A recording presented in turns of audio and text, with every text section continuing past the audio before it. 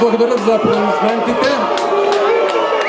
Искам да се обърна към кмета, на когото да благодаря на Казълмък, към организаторите, към колегите от Народното събрание.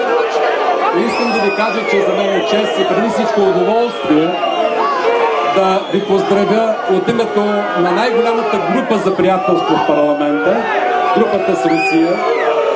Забележете, че не само традицията е довела до тази най-голяма група, а за това, че в тази парламентарна група, забележете, членуват от всички парламентарни партии, независимо от това, дали са управляващи или са опозиция. Искам да кажа нещо важно за тези, които могат да чуват. Колеги, приятели, защо е тази злоба у вас? Тук говорим за любов, не за злоба, за любов към Русия. А любовта обикновено в живота поражда любов, а не омраза.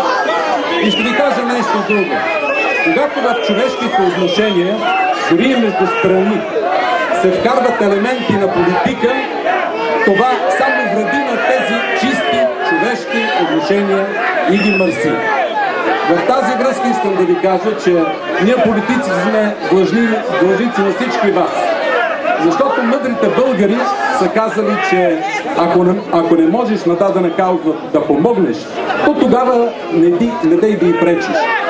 А ние политиците в повечето случаи правиме така, че да пречиме на хората да са заедно, да се обичат и да имат нормални човешки отношения. Сега искам накрая да благодаря на господин Малинов и всички организатори.